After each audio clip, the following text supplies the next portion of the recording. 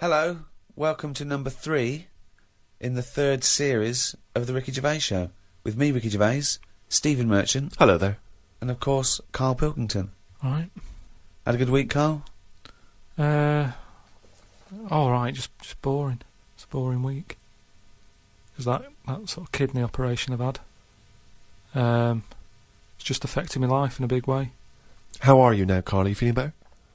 Better than what was last week. Because last week you really were not putting the effort in, were you? And it's your own fault. You know, you got kidney stones, you don't drink enough water.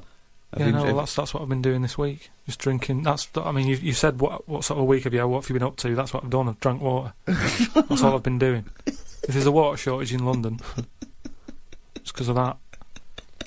Honestly, just that's what you have to do. It's just boring.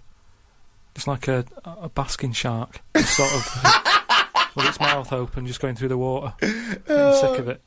Oh, he's led the life of plankton for 1 week. Have you been able to do anything, or have you just been resting? It's best to rest, just because your body's still in shock. Even though in the head, physically, I thought it was all right. The body sort of just acts in weird ways. Brilliant. It's a weird thing, isn't it? Like I said last week, you don't think about your body until there's something up with it, and then you panic a bit, and then you go, right, I'm going to look after it from now on. I've been given a second chance here. As I said before, this was not a life-threatening illness or operation. No, but it's that same thing. The last time I had it was when I nearly choked to death on the Mr. Freeze pop. Right. Where I had that sort of, what do they call it when you have like a second coming? Do you know what I mean? It's that sort of thing where I don't think you're the second coming. No, but that thing of... If you are, we're all screwed. You mean the second chance? Yeah, it's a second chance thing. Your life flashes before you, doesn't it? Yeah, but you get you suddenly feel kinder. Do you know what I mean? Really? Yeah, you sort of go, right, that was a bit of a warning. Like Scrooge? Be good to people and stuff. Yeah, a little bit. I think it's normal. So are you now a nicer person? You've given more generously to charity and the like? Well, I haven't been out, so I can't do anything. I can't help anyone. Well, go online and... But maybe, once... Donate some money, all this cash you're earning. No, I've given enough money away. Sick of it. But, it hasn't changed. So he hasn't changed at all then, no. But you've also got to be careful as well, because there's that thing of you can drown yourself by having too much water. Yeah. So it's just getting that balance right of not having too much and filling yourself up. Well, yeah, it's that balance, right, of not dehydrating and, becoming like a desert jellyfish, like a little crisp, and drowning yourself. Yeah. You're right, it is a balance. That's exactly what you've got to do. I don't know how you've managed it, Karl. It's very complicated. Yeah. No, but what I do is when I'm thirsty, I drink, and when I'm not thirsty, I don't. Yeah, but that's the problem with me. Whatever it is that's in your head that says you should have a drink, I don't really have one. It's called a brain. It's called a brain. Yeah. It's the brain that tells you. Yeah. But my brain's never thirsty. I only think of drinking when I'm eating. And I'm not eating as much because my kidney's weird. I don't want to put any pressure on it, so I don't drink. So now, if I have it in front of me all the time, I go, right, I've got to have that. Yeah. So I feel, a bit better. Good. Just, it's just been a long week. Because when you don't do much, it's just, time doesn't whiz by. And normally your weeks are packed, as we know, with visits to the cobblers. Yeah. Well, it's just like they say, innit? They say, following an ant. Exactly, yeah. You've normally got a hectic schedule. I know, I don't know how you fit it all in. But, because I was close to death and everything. You weren't close to death. I've been thinking about, other people who've been in that situation where they're dying and what have you. And it's weird how, like, in a way, do you know, like they say before you die, things to do? Yeah. I've never heard that sentence before. I don't know if they say. Well, I've extrapolated from that. What you mean is there are certain things you should do before you die. Swim with dolphins, etc. Yeah. But in a way, because I've had such a boring week, it's been a long week. So if I was dying, don't go swim with dolphins because you'll love it and the time will whiz by and you go, oh, there's another day gone. Whereas I've been sat at home watching, The Price is Right and stuff. And it's just like, oh, it's only 4 o'clock. Oh, this is dragging. So if I was dying, I'd go, yeah, it's dragging, but I've got ages more left to live. Yeah. Well, what's the point? But it's really about quality of existence, isn't it, when you're dying? No, but anyway, I'm just saying. Oh, okay. Been a boring week. But what I've been doing is going on the internet, sort of learning stuff, been watching more documentaries about stuff. Yeah. Okay, tell me something you watched on the internet then. The the thing that stands out the most, there's this spider. Right. That a fella got. Popped it in like a little sort of bottle. Yeah. And chucked in 80 ants. And the spider, right, just went mental. And I don't know if the spiders eat ants. I don't know if they do. But he wasn't happy with them, that they were there. And he was just whizzing around, sort of biting them. Not eating them, just giving them a bite. And the ants would sort of just lie there, dead. And spider had this system of sort of going, right, I'm going to put the dead ones over there. And it was biting them, dragging them across, putting them in a pile, killing another one, popping it in the pile. And by the end of it, it made like a little pile of dead ants. He was just there sort of breathing heavily. And that was amazing, because I've never witnessed that before. But you don't see that happening, do you, normally? So you think that if people are unfortunately passing away, instead of visiting Disneyland or whatever, they should just learn stuff. Just sure, get on the internet and watch spiders. This world is amazing. Attacking ants. And just that thing of, last week you were saying how good ants were and how they're brainy and they work hard and everything. Yet none of them they didn't know what they were doing. There was panic going on. You watched them again, they were running backwards and forwards, and I remember seeing a programme about ants where they're meant to sort of work together as a team, and if they climb up a person's leg, that person stood on their house, say, and they're all like, oh. There's a signal and they all bite at the same time. They all bite at once. Now, if that had done that on that spider, they sort of all go on it, and when they're all in position, one of them sort of goes, no, and it bites, and then it would do some damage, but there was none of that. But you've seen things like the Towering Inferno, where even humans panic crazily and jump out of windows and things until Steve McQueen comes along and saves the day. So, yeah, but at the end of the day, when you're in a Towering Inferno, you were there relaxing on holiday. So, of course, you're going to be relaxed, and the shock of it's going to make you go, oh, I wasn't ready for that. I was sat here in my trunks. Whereas that ants should always be alert. Well, yeah. Any insect's life should always be... Well, so for a human scooping up 80 of them, putting them in a bottle with a giant spider. Yeah, but I'm just saying that's what insects do. Their life, they never relax. That's what's weird with an insect. There's no downtime, is there? It's you wake up, you go and get the food, you build your house. That's what you do, so you're always alert. They shouldn't be sort of running around going, oh, what do we do now? That should be in them. I love that you're annoyed at these poor ants that were bitten to death. But also, they say they're clever. I was looking at it. If I was an ant, I would have just crawled under the pile of dead ones. Just sit under there, wait for the spider to go. None of them were doing that. They were all staying on one side and the dead ones on the other.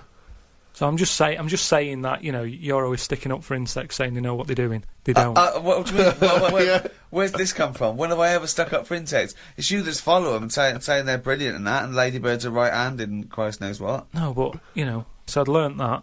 Brilliant. You haven't learnt anything. There's nothing to learn from that, There's nothing you learnt from that. Something about jellyfish, and what else was there?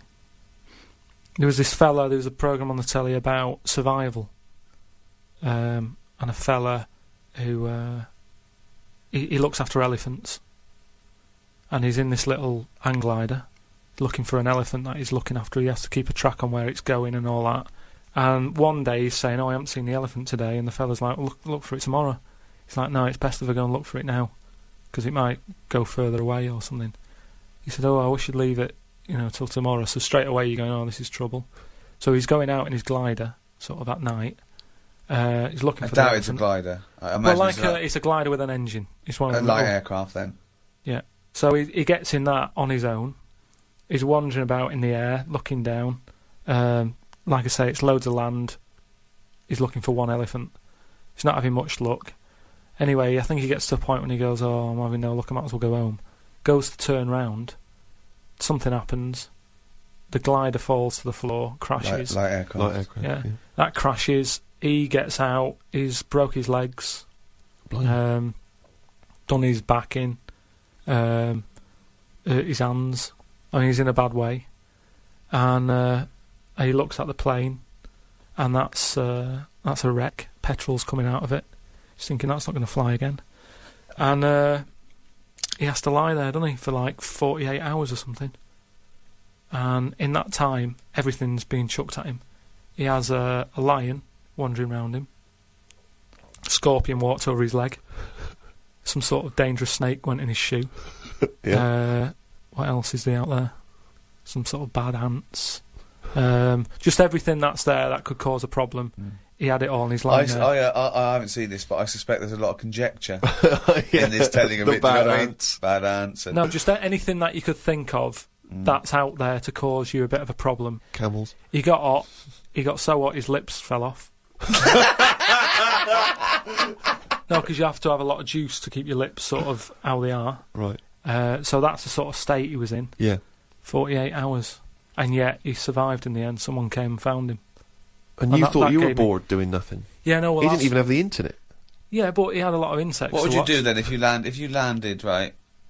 Supposing we all land, right? We're shipwrecked, okay? There's no food around. But there's a chance we might be saved, like, in a few days. We just got to stay alive just for a few days, okay? Steve offers up his penis. For what purpose? Well, it's already you've torn it in the plane crash anyway. It's hanging off. You go, okay, listen, lads, let's eat this. This will go 3 ways. I should be so lucky.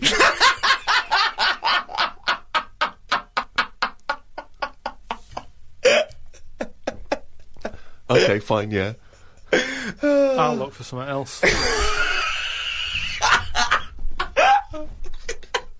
Because we're surrounded by water. Why are we eating knob? There's loads of fish and everything. There's more fish in the sea than there is stuff on land. That was something else that I've read about how there's more sea life happening. There's loads more. What do you mean? Than what? Than stuff happening on land. Well, yeah, it's a bigger place, isn't it? Yeah, and there's more. They're all coming further in because it's getting so crowded. Everything's being pushed outwards.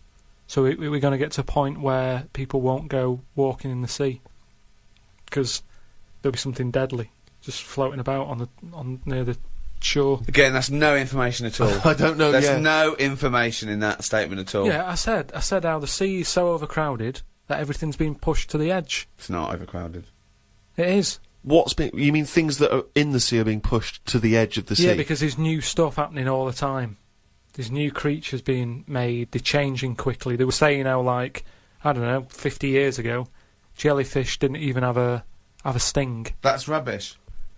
Try 50 million and you'll get closer to the truth. But what I mean is, in terms of, like, land, we all look the same, don't we? We've had 2 legs and 2 arms for ages. Whereas in the sea, things are changing at a really fast rate. So, like, jellyfish we're knocking about. The sea is a much more stable environment than the land, anyway. What are you on about? Well, I wouldn't have thought evolution is any faster in the sea than land. Yeah, it is. Well, no, what's the evidence for this? Well, I'm telling you now. I'm telling you how jellyfish have changed. And look at them. And how have they changed then? So 50 years ago they didn't have a sting. Yeah. Now they have. Yeah. Trilbies, they wore trilbies 50 years ago as well. And they just spoke with a much more, refined accent. Yeah.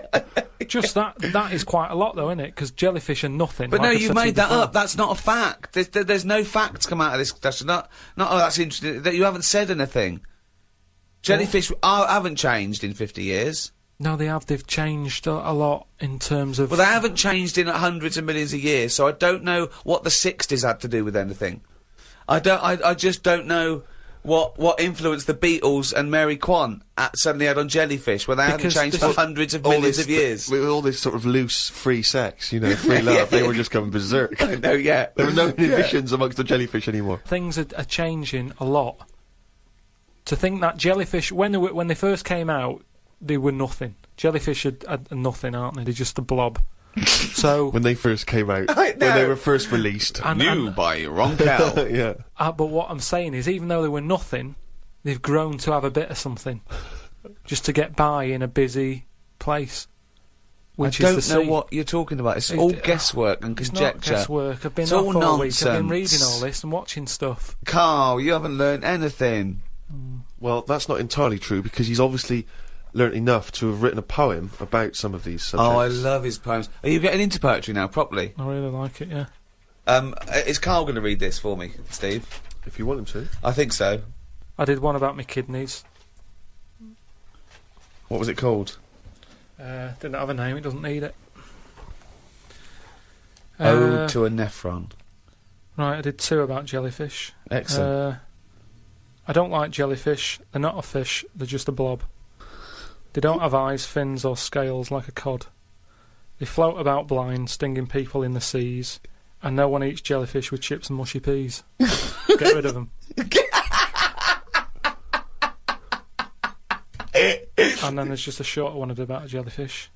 It would be spiteful to put jellyfish in a trifle.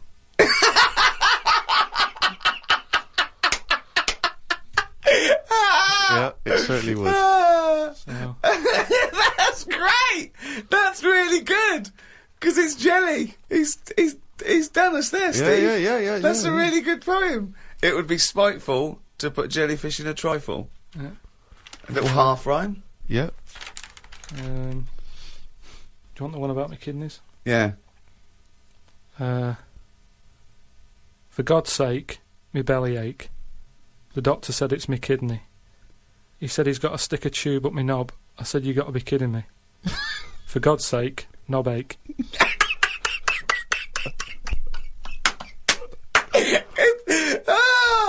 Oh God! I'm sort of mildly disappointed that they're quite good. Yeah. No poet's ever written about jellyfish and kidneys. It's great. Oh God, I think you might have the market sewn up there. It would be spiteful to put a jellyfish in a trifle.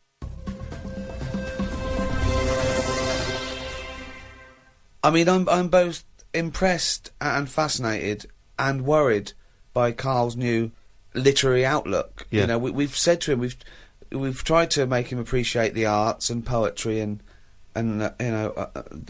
explaining like what metaphor does and symbolism and all that. But I'm worried it'll backfire, because what if he becomes clever and erudite and then we lose our little endless well of stupidity? What if we lose our little shaved monkey?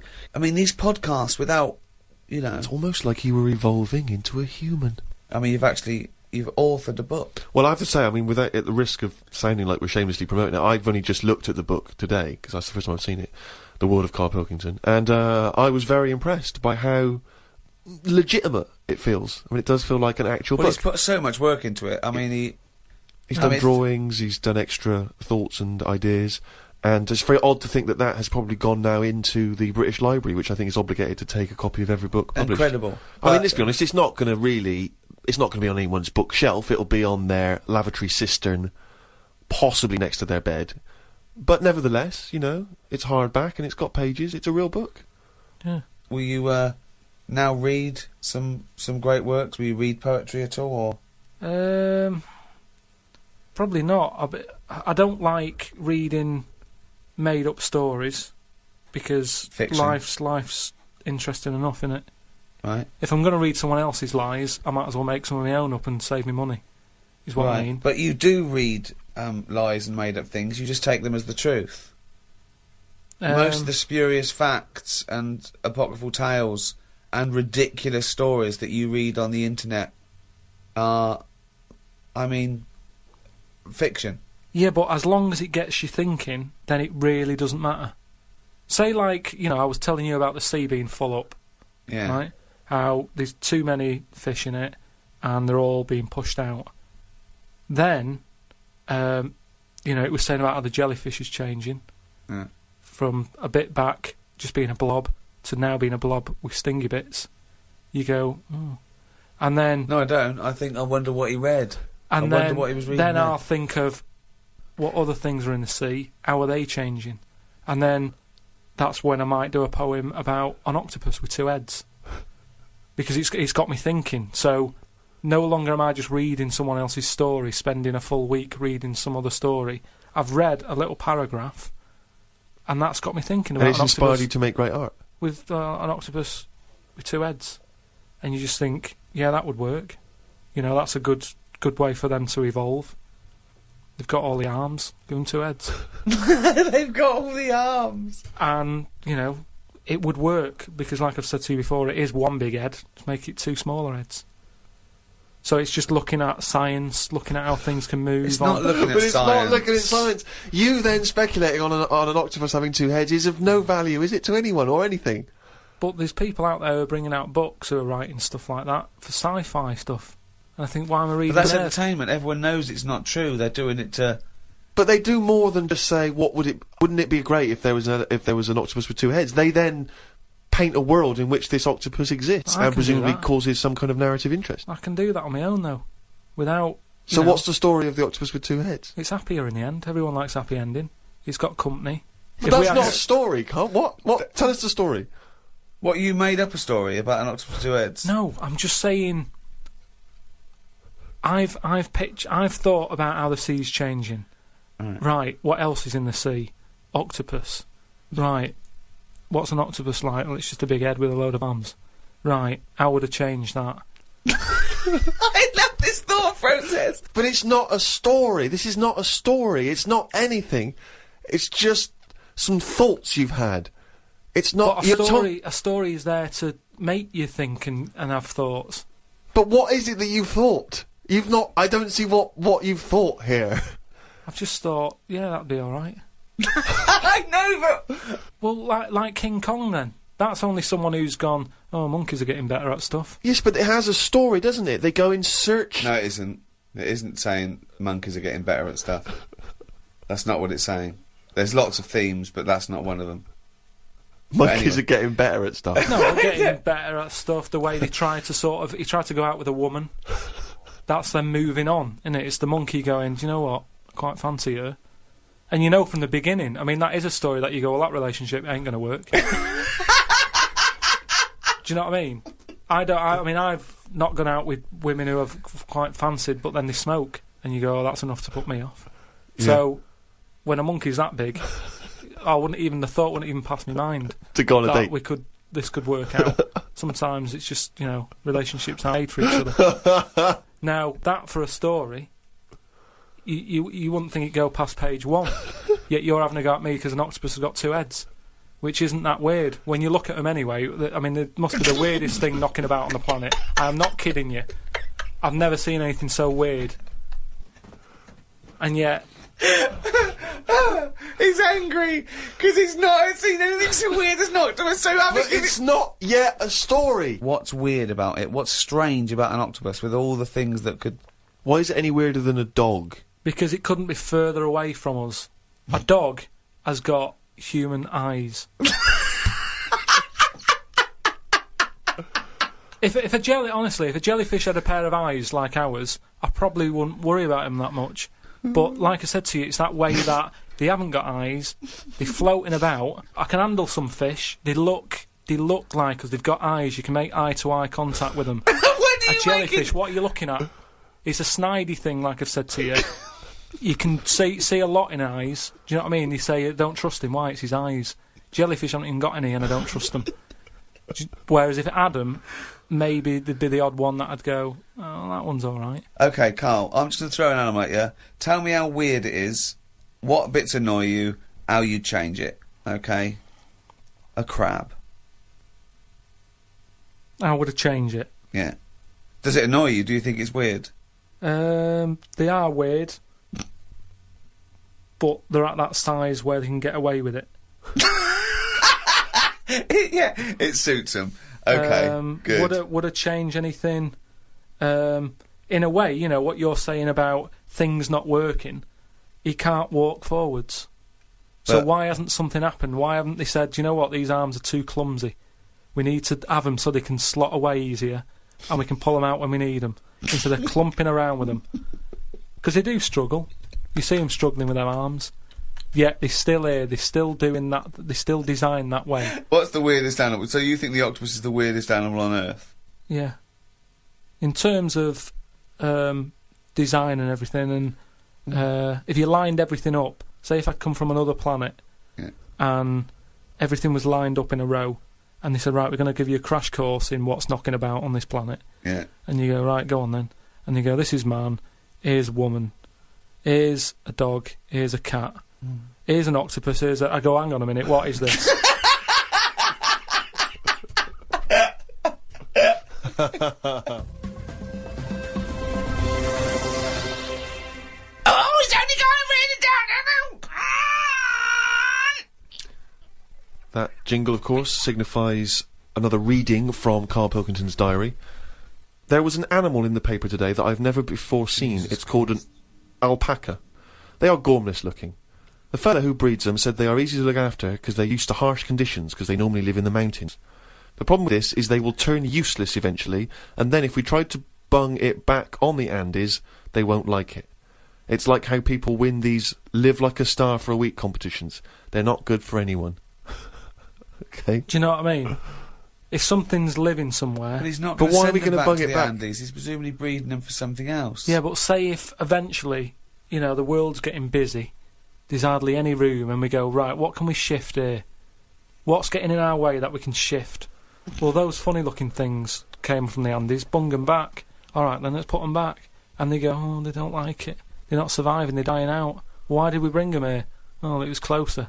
Yeah, but look, we've died out now of the... Sorry, this is an argument with yourself. This is a whole scenario. No, this isn't happening. Don't get angry about it like it just happened and you're sick of it. None of this has happened yet. I'm just looking at how it will happen. Leave them where they were. But you're getting angry about things that you're speculating on now. It's absurd, Karl. Not once have I read here about your anger about terrorism or international, you know, political injustice. Not once have you written about that. Only about the fact we may send animals back to the Andes. I know, but just because it just annoyed me, that's all. They brought them here. Some fella's getting a load of praise because they brought this weird animal into the country, and yet it's like, well, they were on the Andes for a reason. Leave them there.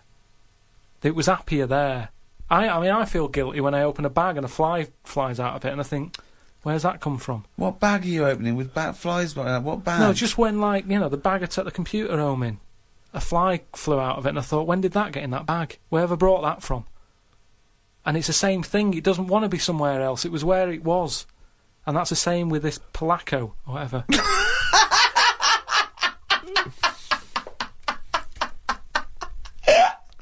Oh, God! It's amazing! It really is the ramblings of a madman, isn't it? Some new sea thing has been found. That's the headlines on the news. It wasn't found by sea experts, it was found on eBay. Someone was selling it for £5. I don't see the point in buying something that you don't know what it is. What do you mean? What do you mean? It was... Someone's found some sort of shell with a thing living in it. Right. They thought, oh, I've never seen one of these before, I can flog it on eBay.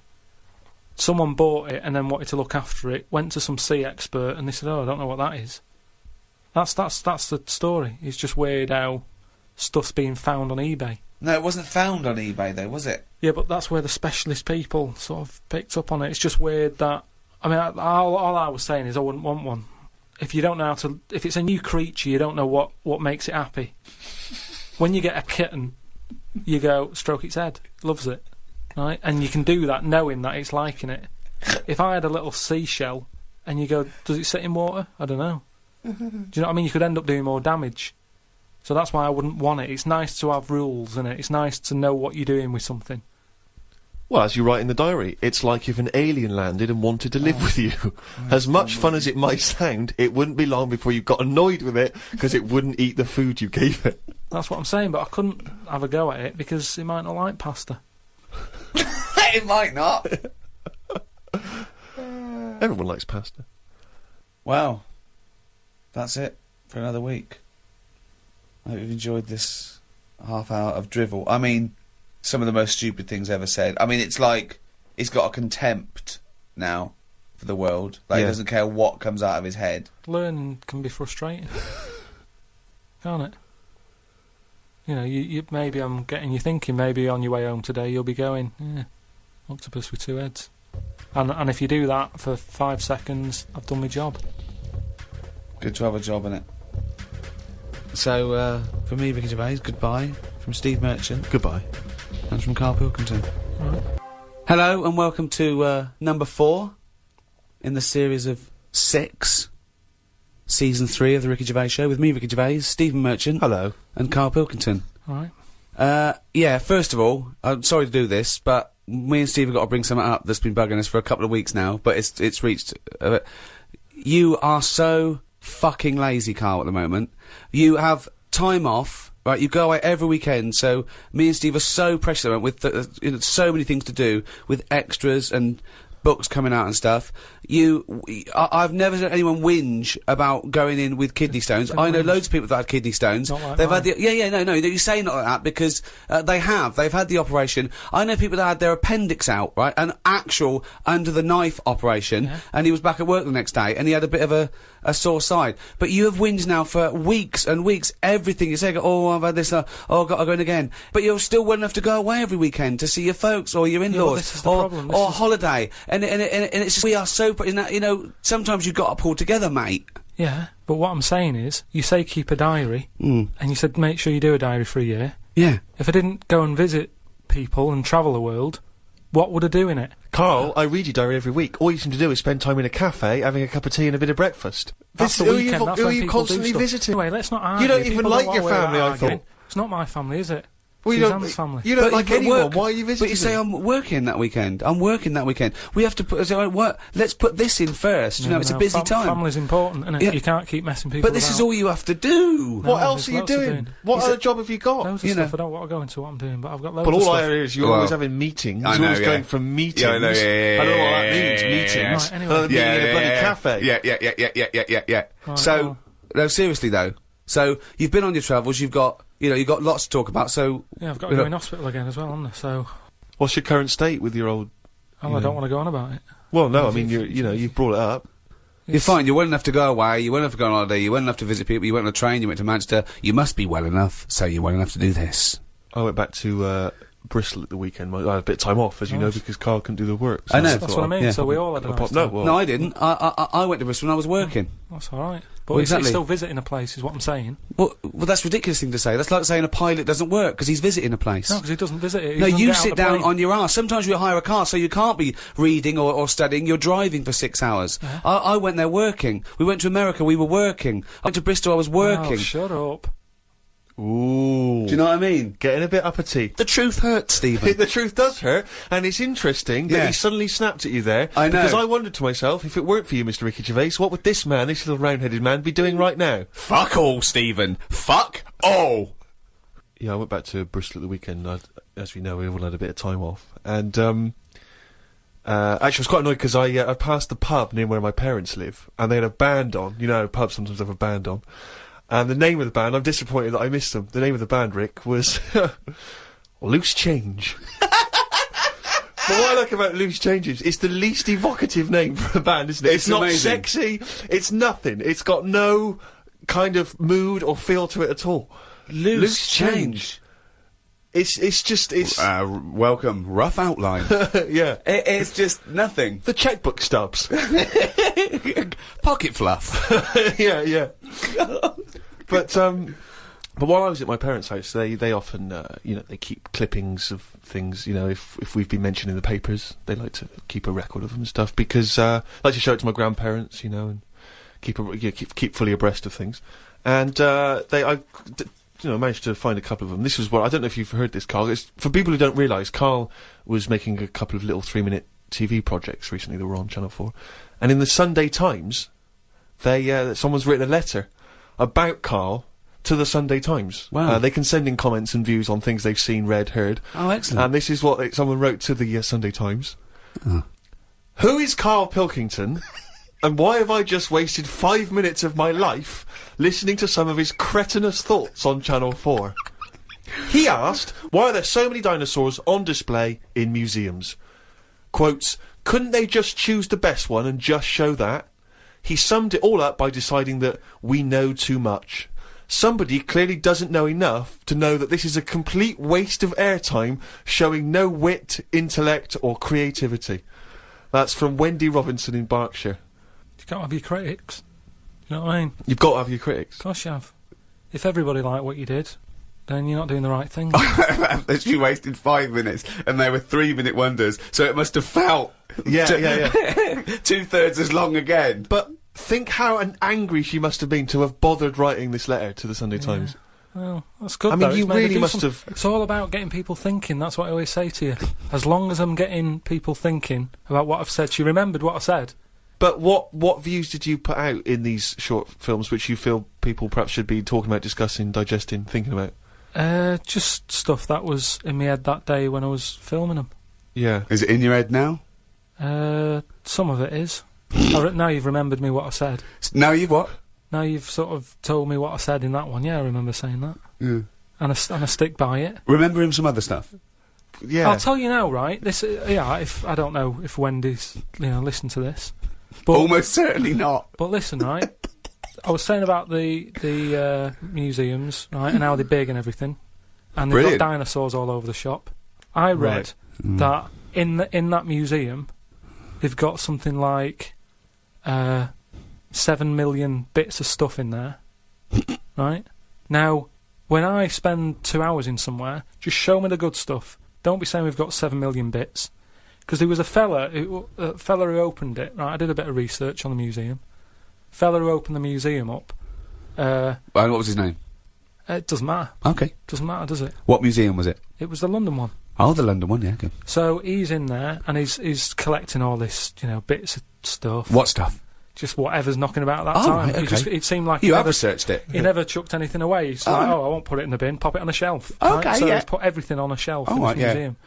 Then, as time I went think you're on, going into too much detail, but just give us the gist of it. No, but all I'm saying is, he keeps everything, and if you keep everything, sometimes it'll be good stuff, right? And a lot of the stuff was going missing, the good stuff. But people who set these museums up are just as crafty. What? The fella who found Tutankhamun, he was pocketing all sorts of fingers and stuff in his pockets on the way out. That had rings on them and stuff. So all I'm saying is, why is she having a go? But She's hang on, learned wait, something. what's that got to do with someone pocket? I don't understand your point. Because she's sort of moaning at me, going, "Don't have a go at the museum and the dinosaurs." But No, everybody, she's having a go at your fatuous point. Yeah, your absolutely uneducated, But, I stupid mean, point that you got TV time to talk absolute shit. If I could that's not paraphrase my fault, Wendy. is it? That's not my fault. If someone says they want me to do a little programme and you can do what I want, I went and did what I did.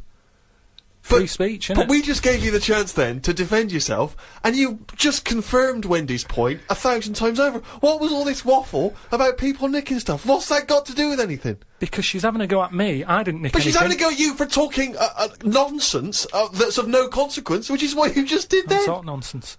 But what was your point? Oh, all right, then we'll watch Wendy's little programme when that goes out. Let's see what she's got to talk about. Sick of her.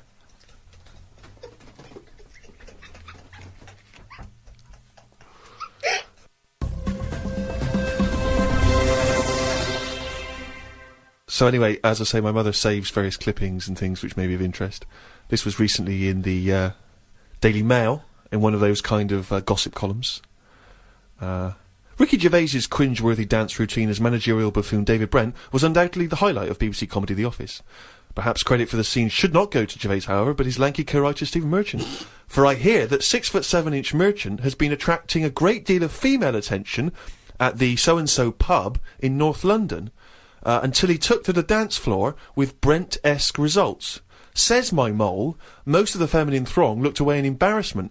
Putting it kindly, he was rather ungainly, like a giant albatross hopping on stilts.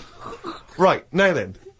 I'll take issue with this, because firstly... You wouldn't be attracting female attention in the first place. Rick, if I had been, I'd have phoned the Mail myself.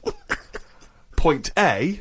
Right, I seem to remember distinctly I was talking to one of my mates the whole night and we were discussing about the fact we were too shy to talk to girls. So wrong there. Yeah. Point 2, as you well know, if I take to the dance floor, which on this occasion I didn't, I remember distinctly not because I love to dance, I would not have been described as a giant albatross hopping on stilts because Karl has seen me dance, you've seen me dance, you know I'm a good mover. Yeah. Just in the same way that people can't quite understand how Peter Crouch, the same height as me, Yeah. is able to be so brilliant on the football field. Yeah. The same people look at me when I'm dancing, they go, I don't know how that big guy is able to bust some of those kind of moves. Yeah. I've won 2 dance contests in my life. Those facts, those stats speak for themselves, Rick. I know. I mean, you've seen me dancing, how would you describe me? I think that you look like isn't an albatross, isn't it? So you look like an upright lizard, right? Being given electroshock treatment, and I think that's a lot fairer, isn't it, than the albatross nonsense? Well, So I'm just trying to picture that, because again, I was that a compliment? You were on my side, right? You were defending me there. A cross between a giant lizard and a stick insect. Again, because they don't sound, straight away, they don't sound like compliments, but I'm assuming you're on my side here. Stick insect with funny glasses? Is that? Again, I thought, I was thinking you were perhaps being a touch more supportive, but you've not really... Karl, you've seen me dance, what are your views? It's just like a bit of weird art. That's brilliant! That is brilliant! That's so much better than albatross! I wouldn't have said an albatross. I was looking at one of them the other day, and I don't understand what they mean by that, because they're dying out. They say, they dive in the sea. Oh, it's gone. Yeah. Something happened in the brain. It went from the point we were making, via an albatross, then it just shut off. It just ping like a pinball. Well, let's hear, because it's going to be another good point. No, it's just saying how, because I've never seen one, and they were saying, how would you feel if you never saw one again? And I was like, I've got by this long without it. It's not bothered me.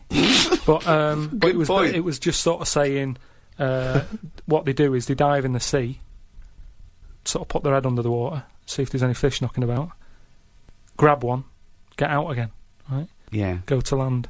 I don't know if they're designed to do that. Well, obviously they are.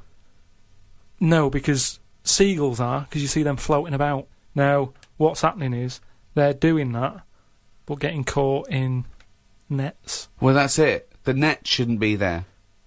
That's the point. They're totally adapted to their environment, but we came along, millions and millions of years afterwards, and stitched them up. It's not like people are going, well, the nets were always there. How did they evolve without getting caught in the net? We invented the net. We've only been knocking around for a few 100,000 years. But what I'm saying is, it's that thing about animals learn by mistakes by other animals. You know, like the monkeys peeling potatoes. Right. That's never happened. They go and put nuts in the salt water to salt the nut. Whatever. How does that get to peeling potatoes? Because in your head, they were working in a canteen. Making chips. Yeah, definitely, yeah. It doesn't matter what the food is. I'm just saying how they know how to sort of prepare I that love food. the fact that you don't care what the fact is. When you're discussing facts, that's all that matters. Otherwise, on Mastermind, they just go, who wrote Much Ado About Nothing? Dickens? Yeah, close enough, whatever, someone did. The fact is what matters. Yeah, but with that question, that's got a straightforward answer. What I'm telling you is the way that animals work. If it's a potato or a nut, it's a foodage.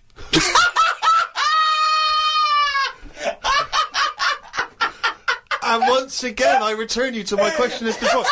What's your point? What point were you making? I'm just saying an albatross will find... if you're hungry, you find food or you change your diet. If you don't eat something else, you die out. Simple. Said before. If you want a pie, but they haven't got any pies, you have a pasty. Alter your diet. And an albatross... Drastically.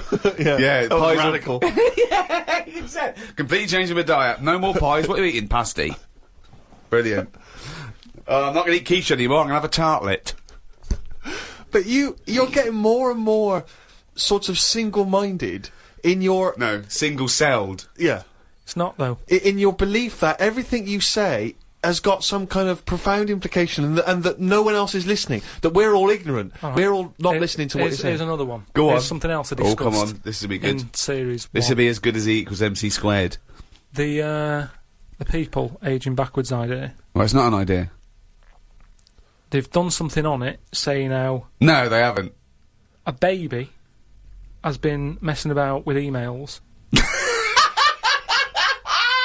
Right? Oh, yeah, God! A 65-year-old doesn't know how to use email. So, again, my system works. So say if you're an old person, you're not using the internet, but you shouldn't be anyway. Because you should be sort of just getting used to life as an old person. When you're a baby and you're about to die, they're using the internet. I don't know what you mean, when you're a baby and you're about to die. This is if this was your world, if it was your world. Well, let me just ask a couple of questions. That makes no sense at all. What you just... that makes no sense at all. I'm just saying that my theory... You may as well have hit a wok. to express that point, because they're... the pong, that would have made more sense. See, this is why, more profound, this is why, more resonant. This is why Wendy's having a go, though, because you're not being open-minded. You're not thinking about... But we're being open-minded to good ideas, to sensible thought, to intellectual considerations. We're not being open-minded to this utter drivel. Yeah, but every invention is a bit... Who'd have thought the Frisbee would have caught on? That's not... I don't think that can count as an invention, though. Of course it is. People are paying for it. Someone said, I'm going to invent something. But people are paying for carrots. But they're not an invention. Because you pay for something, it doesn't mean it's an invention. No, but a man-made thing. A Frisbee, it didn't grow off a tree, did it? Someone's made that and gone, I can sell this. And people are buying it. You know, all I'm saying is... Things change, don't they? You know, the albatross is dying out. The way, like when I walked into the flat, right, we've had hot weather, haven't we? We've had a lot of flies knocking about. Now, when I was younger, I never saw flies sort of hanging about in gangs. Whereas... I don't know what world this is! Would they have little motorbikes? No, you know, just you'd sort of see one would get in the house, you know, my dad would kill it or whatever, but you'd never see three. You wouldn't be going, oh, which one am I going to get first and everything. They'd come in, they'd exit out of a window or whatever.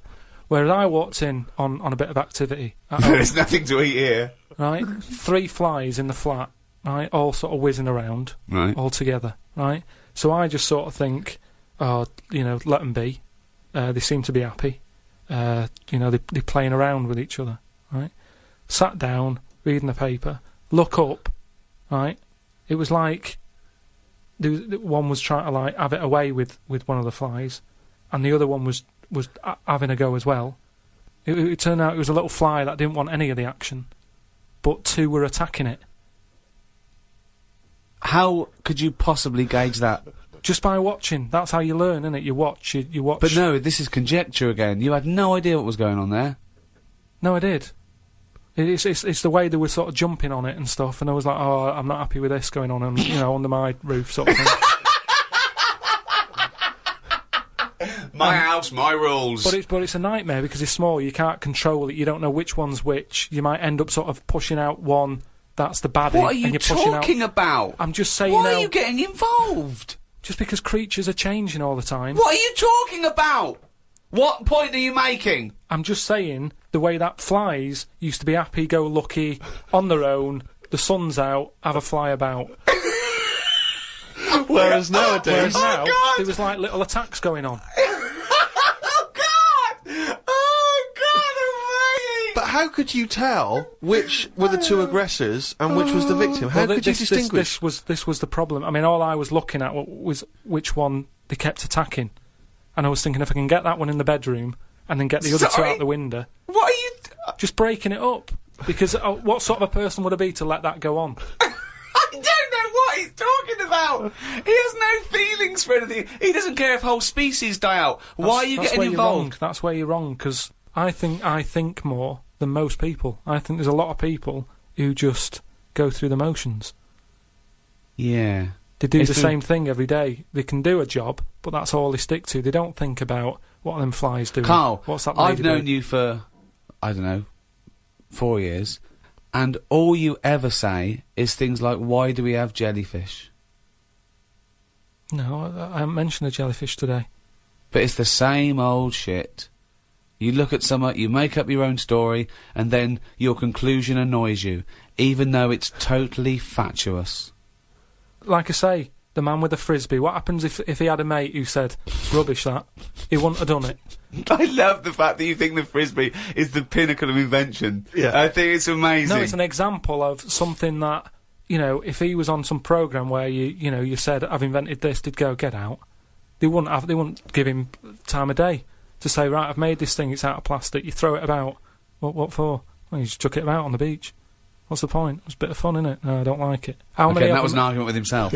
No, but do you know what I mean? It's a popular little thing, and I'm just saying it's easy to put ideas down. But you've never even come up with an idea as good as the Frisbee, and that's saying something. I came up with a clippable mat that goes on a cup, and it's a good little thing. I haven't followed it through yet. A what? A clippable mat. What's a clippable mat? What does that involve? Clippable mat, like you stick on a cup, so you can put your cup down on a table without having to go, oh, where's that mat? It's clipped to the cup all the time. And you put the cup down wherever you want because it's got a mat on it. I think I've seen that. But why does it have to be clipped to No, it? I think Why I couldn't it have. just be built into the cup? Because, So it clips onto, you got our special cups, it doesn't clip onto every cup. no, but just the same way that every sauce is different. You don't say, oh, I'm sick of this saucer, it doesn't fit a mug. You use the sauce of that. I mean, I don't use saucers. Just don't buy that sort of But isn't a furniture. saucer what you're talking about? Kind of, yeah, but it's clippable. But why is the clippability so important to you? So you don't have to keep finding the mat when you put the cup down. It's constantly clipped to the But the why cup. does it have to be clippable? Because that suggests it's removable. Why not just have something where it's constantly attached? What's to stop you from losing that in much the same way as you lose the coasters? which Do of we course need problem? this? Do we need a clippable coaster? No, let's ask him like it's the Dragon's Den. Let's ask him now. What? We've got money to invest on your clippable cup. Now What's your pitch problem? this idea to us. How would you sell this idea to us? You just said, what was your question then? Brilliant. So you're not listening. Let's start again. I am. Okay, I just- imagine you've walked in. What is it for? What is it for? Is it a coaster to stop the heat from the cup burning the varnish? Rick, let him explain it. Or is it a saucer to stop Well, look spills? at it. Let's have you pitch this idea to us. Just you've never met us before. We're investors. Tell us, explain this to us. Sell it to us. Right. We're living in a world where furniture is important to people. They spend a lot of money on it, don't they, furniture? There's so many furniture shops out there. Yeah. All different types of wood from all over the world. Absolutely, yeah. Right? If something's come from the Amazon, you don't want a coffee stain on it. No, you don't know. Right. But we're living in a world as well where people don't use saucers. What do you mean when they you don't? when you go out and buy, because people. What do you mean we're living in a world where they don't use saucers? Yeah, there's loads of saucers, yeah. Because I know people who buy cups singly. Right. Because there's only 2 people living in a flat, so you don't buy a big box, because in a big box of like plates and that, you get things like, what's the plate that's above a saucer but below a plate? The plate that's above a saucer, but below a plate. So it's a plate, but it's below a plate. But it's a size that you sort of go, what am I doing with this?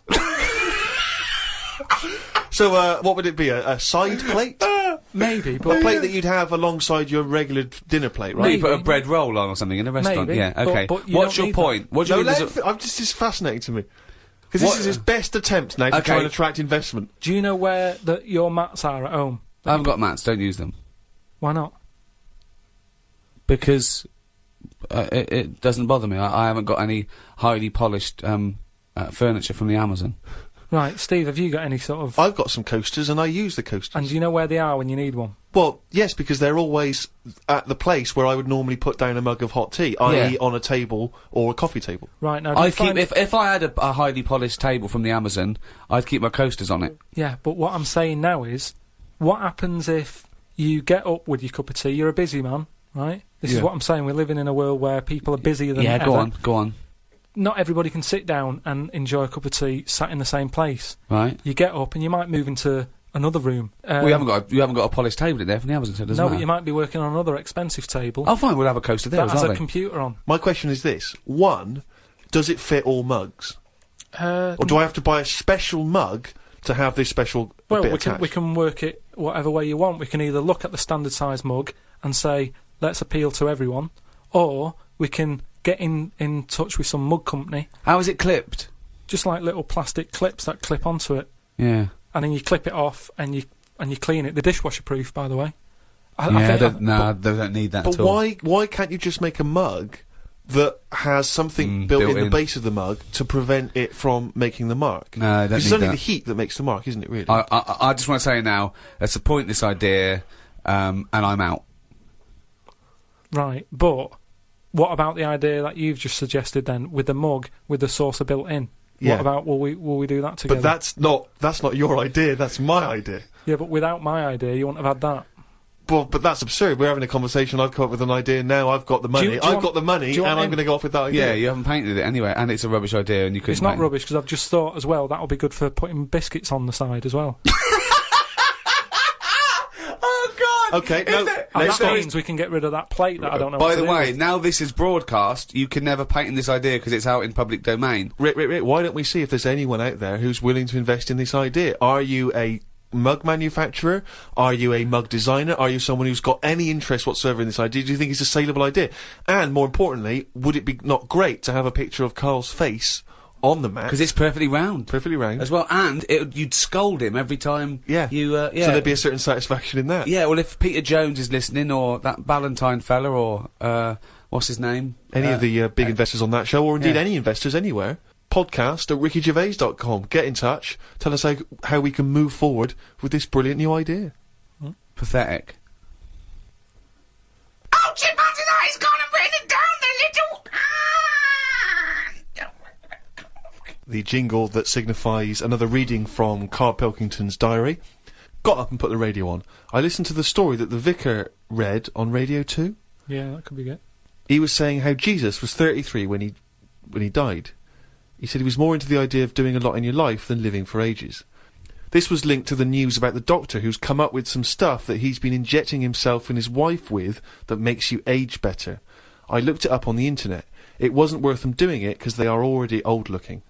I don't know why people want to stay looking young. You can wear a bald head better if you're old because hairs are replaced by wrinkles. That's drivel. No, it's not drivel. Pointless. It's just a pointless entry to a diary, that. It's not, because that could be like an important bit in like world history.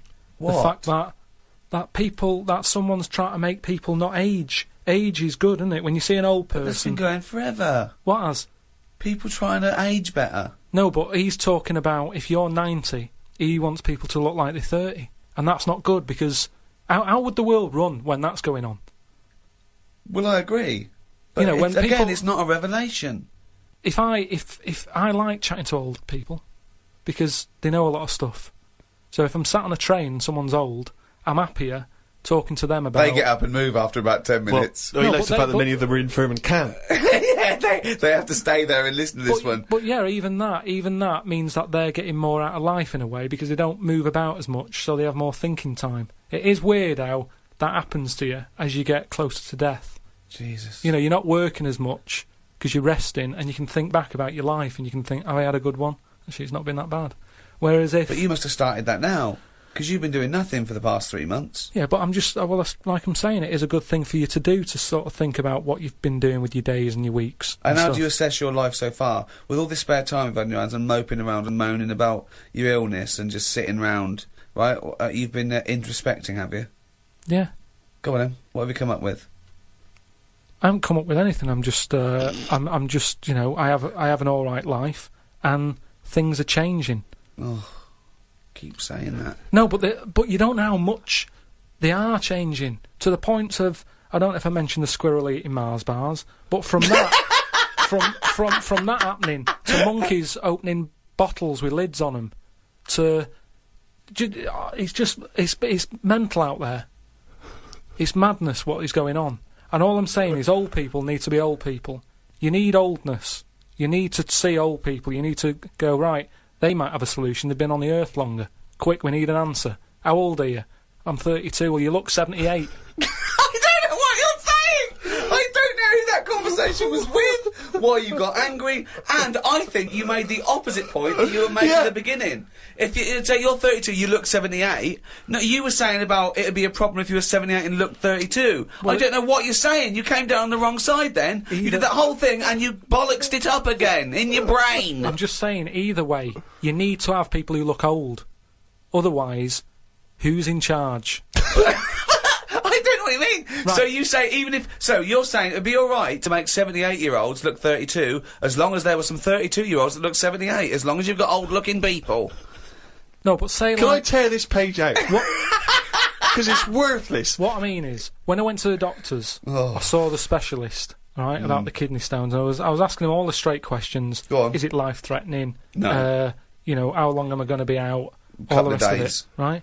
Now, as it turned out, it is life-threatening, and you've been out for 3 months whinging about the fucking thing. Strange. Now, he was quite old. He looked about 55, and that reassured me in a way. In a way, it didn't, because he's one of them doctors who didn't open his eyes much, and I kind of thought, I hope you open them wider. I don't know what you're talking about. What do you mean? What? What do you mean he didn't open his eyes much? One of those sort of doctors who's either that overworked, that is, he does that, when he's tired, so he's going, right, what we're going to do is, and he's doing that with his eyes shut, he's talking like that. This is radio. I know, but I'm telling you, so you can see. But people are meant to be listening to this. But if they can't imagine me with my eyes shut... Well, tell them you got your eyes shut. Just say he had his eyes shut. Yeah, he had his eyes shut. Had he been reading this? Bored stupid, I imagine. He's just trying to get a... But do you know what I mean? Or I don't know if it's because he's tired or if he's that educated that some people know so much you don't even have to look at it.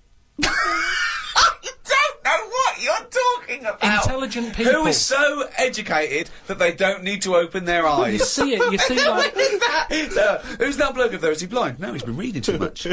He doesn't open his eyes anymore, doesn't he? No. Old people who you see wearing tweed and what have you, and they're really posh and they talk, and whenever they talk, their eyes are shut. And they I don't know what this observation is. I don't understand why you've never seen that. I've never seen an old, educated man wearing tweed who doesn't bother open his fucking eyes. Steve, I don't know what you're talking about. Steve, have you seen... Do you know what I mean? When people don't sort of open their eyes when they're talking to you, and it can be quite annoying, because it's like they're saying, I'm not interested about you sat there, I'm not bothered if you're listening or not, I'm saying what I'm saying because I say what I say.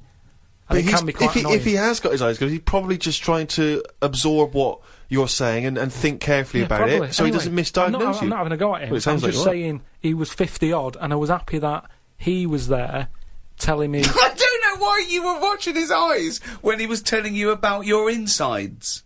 Because you can tell a lot by people's eyes. That's what I said about jellyfish. But, you know, just lines in a face tell a few stories, and I don't think we should get rid of them lines. Brilliant. Wise words.